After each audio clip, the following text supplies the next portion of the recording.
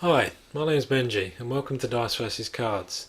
Today I'm bringing you a Magic the Gathering OCD Modern Deck Tech. And why OCD, you ask? Well, I find myself when brewing that I place artificial rules and limitations on the way I develop a deck, which will sometimes detract from the power level of it, but it's always in the pursuit of making the most competitive but ultimately the most fun and entertaining deck that I can. So let me ask you, is colourless mana your favourite type? And do you like to ramp into Big Daddy Planeswalkers and Titans? Well then, I'm here with a deck for you. Ladies and gentlemen, I present Members Only Eldrazi Tron. So what rules are we abiding by in building this deck? Well, if you're a creature and you're not Eldrazi, you ain't welcome here. And to further enhance that theme, we're also bringing one each of the Eldrazi Titans. So with that out of the way, let's see what cards are in the box.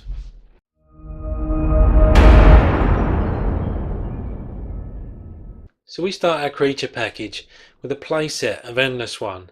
Probably the most uninspiring choice here, but if you can't get Tron online, then this is the perfect filler card for you to bring some power to the board. We then bring in 4 copies of Matter Reshaper, because like most of the Eldrazi here, they're much more than their base power and toughness. When this guy dies, there's a possible 37 hits for cards that are going to enter the battlefield. Now that's just value. We then bring in a playset of Thought-Knot Seer, aka Thoughtseize plus Exile on a big stick. Now the fact that you're going to be playing this invariably on turn 3 and sometimes on turn 2 provides you the perfect opportunity to stymie your opponent's game plan. The fact that your opponent gets to draw a card when it leaves the battlefield is really insignificant in comparison to what this card brings. We then bring in a playset of Reality Smasher. Now let's read this. 5 power, 5 toughness, trample, haste, and forcing your opponent to give you a 2-for-1 trade to get rid of this is just an all-singing, all-dancing Eldrazi. We then bring in 3 copies of Endbringer. Now this is a toolkit card, so if your opponent's got a troublesome creature that you can't deal with, this can make it be unable to attack or block. If you're in a stalemate with your opponent and you need card advantage, this can provide this too. And the fact that this untaps on each player's untap step is just the icing on the cake. So we finish off with our Titans, and first up is Kozilek. Now there's not much to choose between these 2 cards, but I've gone with the Great Distortion. Now you could argue that the Butcher of Truth is a better card, but I've gone with my pick because once you've drawn those 7 cards, neither of them can protect themselves, but this is going to allow you to situationally use that counter magic to stop your opponent's removal. Next up is Ulamog, and here my pick is the Ceaseless Hunger, for 2 main reasons. One is it has a slightly better immediate effect, and 2 is that 1 less mana that was the tipping point for me in picking this over the Infinite Gaia.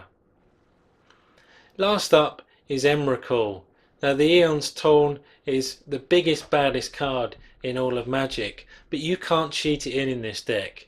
So I've gone with the Premised End, because you're invariably going to be casting this for around 10 mana, and the protection it gives from instants is going to cover you for most forms of your opponent's removal.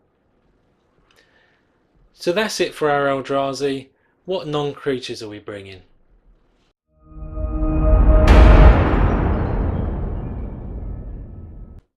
Now what would a Tron deck be without its Planeswalkers? So we're bringing 2 copies of Karn Liberated. Now this is the card that was printed for Modern that makes those Urza's lands stand out. So if you're playing this on turn 3, then there's going to be little to no way for your opponent to deal with it, and it's going to snowball your path to victory. We're then bringing 2 copies of the younger, shinier Karn, Scion of Urza. Now this is here to add that little bit of consistency to the deck, because there are going to be times where you're not going to get Tron online and you're going to be stuck between 4 and 6 mana. So this is why we've chose this card over something like Ugin the Spirit Dragon. We then bring in 2 copies of All Is Dust. Now you're looking to cast this between turns 3 and 5, and for most opponents this is just going to result in a huge tempo loss and a likely difficult path to victory. We then have a playset of Chalice of the Void, a card that says no to your opponent, whilst you're saying yes to casting bigger creatures and planeswalkers. This is an all-star here and an absolute auto-include. We then bring in 4 copies of Expedition Map, the primary enabler for us to search out those Urza's lands and bring Tron online. And finally, for our non-creature package, we're bringing a playset of Mind Stone. Now this is a fairly average card considering everything that we looked at so far, but it does the job of smoothing out that mana curve and when you need it, giving you that extra little bit of card advantage. So let's see what lands we're bringing.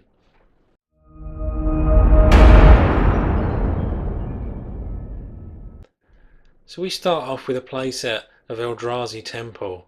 Now this is going to take those all-powerful Eldrazi to the next level, enabling you to cast them that one turn sooner. Now because this is a Tron deck, we need to bring 4 copies of each of Urza's Tower, Urza's Mine and Urza's Power Plant. Because if you can get this on board on turn 3, more often than not with the help of an Expedition Map, then you're likely staring down the barrel of a victory. Now there's only room for 2 copies of Ghost Quarter, because land hate and land destruction is likely to be important in most modern metas, and this has no downside in this deck. We then bring in 1 copy of Sanctum of Ugin, because once you get Tron online and you're casting things for CMC 7 or greater, this is going to help you fetch whatever card you need given the scenario you're facing.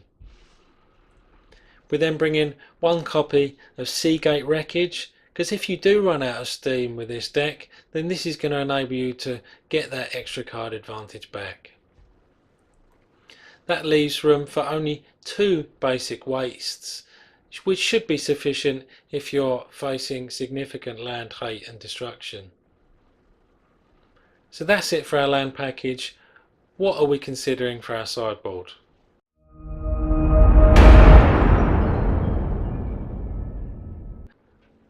So building a sideboard is heavily meta dependent, so you're going to want to mix and match and even bring in your own recommendations from the cards that I put forward here, depending on the types of decks that you're encountering the most wherever it is you play.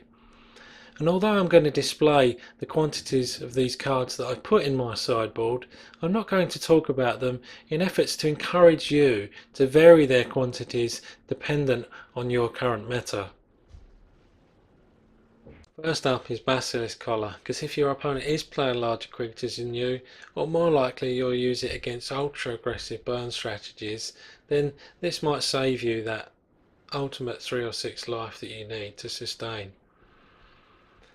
We're then looking at Relic of Progenitus, a go-to card for graveyard hate, be it targeted or ultimate removal of all graveyards, with that little bit of card advantage on top. Ratchet Bomb's a card that's going to be very beneficial against strategies that are going wide. Again, if you're being overrun, this can take out a plethora of permanents in one swing. Sorcerer's Spyglass is going to benefit you in all different types of meta, combo decks, ones that are reliant on very specific strategies. This card is going to be a go-to.